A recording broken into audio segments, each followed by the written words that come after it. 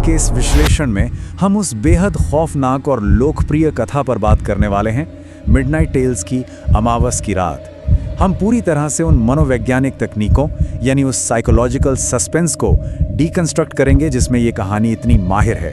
आखिर ऐसा क्या है इसमें जो डर सीधे हमारे दिमाग में बैठ जाता है।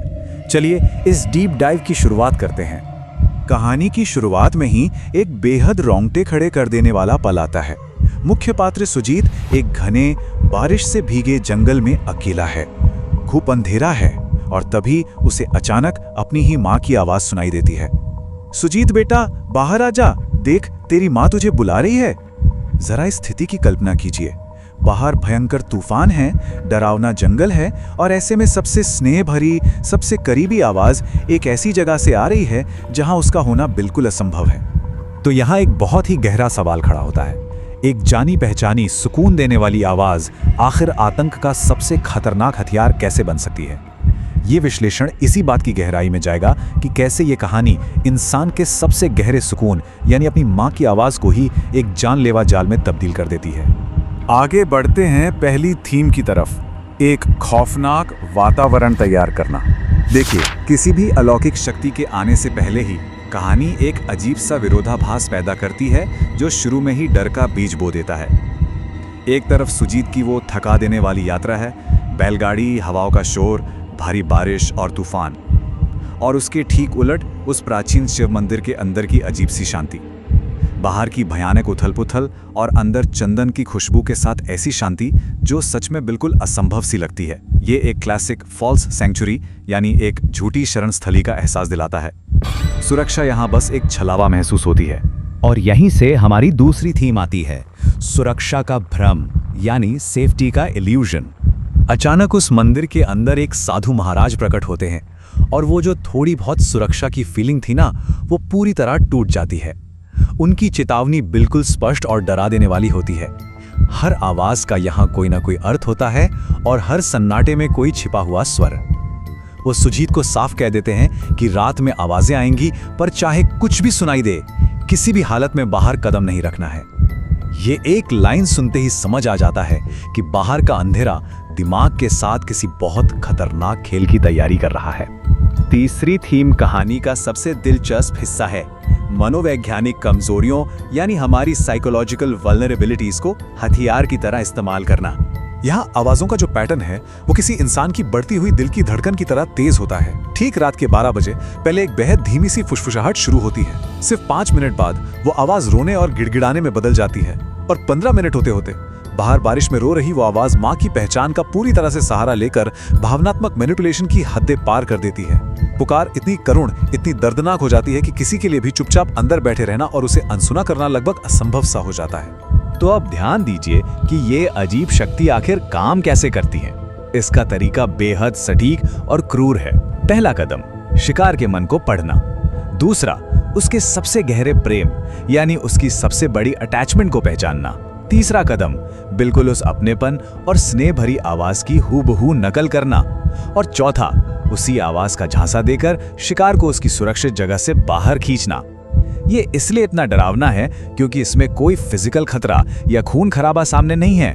ये सीधा हमारी सबसे मूलभूत मानवीय कमजोरियों पर वार करता है। जैसा कि साधु महाराज कहानी में समझाते हैं, ये कोई आम भूत या साधारण एविल स्पिरिट नहीं है।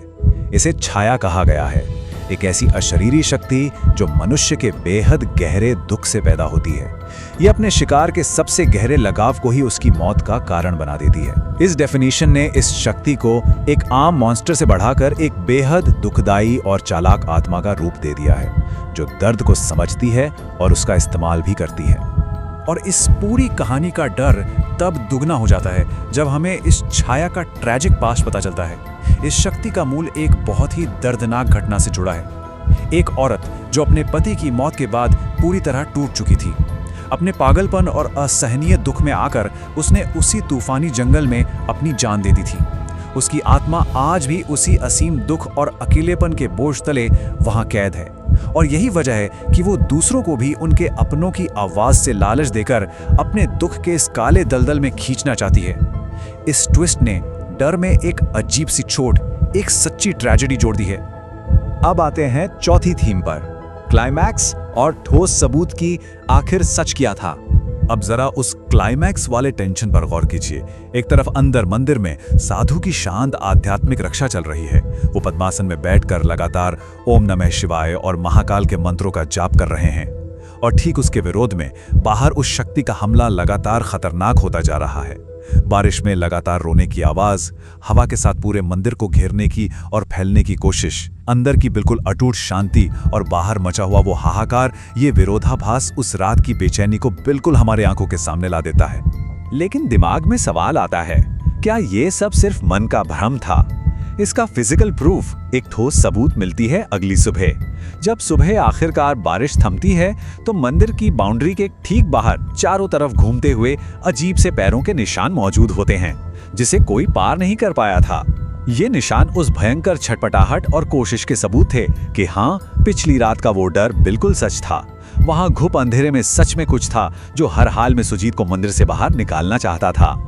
और आखिरी थीम में हम समझेंगे कि आखिर ये डर इतना असरदार क्यों साबित होता है। कहानी के बिल्कुल अंत में एक ऐसा झटका लगता है जो पूरे विश्वास को हिलाकर रख देता है। जब सुजीत आखिरकार दोपहर को अपने गांव वापस लौटता है तो देखता है कि उसकी मां आंगन में पूरी तरह से सुरक्षित और ठीक ठाक बैठी है। ये उस कहानी का सबसे झकझोर देने वाला पल है। उसकी मां तो पूरी रात गांव में अपने घर पर थी, इसका सीधा सा मतलब था। रात भर जिस हथियार का इस्तेमाल सुजीत को फंसाने के लिए हो रहा था वो और कुछ नहीं, बस उसका अपना ही दिमाग और अपनी माँ के प्रति उसका खुद का बेपनाह प्यार था। तो इस पूरे विश्लेषण को खत्म करते हुए हम एक आखिरी और थोड़ा अनकंफर्टेबल सवाल छोड़ते हैं। असली डर आखिर क्या है? क्या वो अंधेरे में छिपा कोई पिशाच या छाया है, या फिर असली डर हमारे ही मन में छिपा वो सबसे गहरा प्यार और लगाव है, जिसे अगर कोई अलौकिक शक्ति समझ ले और हथियार बना ले तो हमारा बचना नामुमकिन हो जाए? ये बिल्कुल वही विचार है जो इस कहानी के खत्म होने के बाद भी दिमाग में गूंजता रहता है। इस विश्लेषण का हिस्सा बनने के लिए बहुत बहुत धन्यवाद।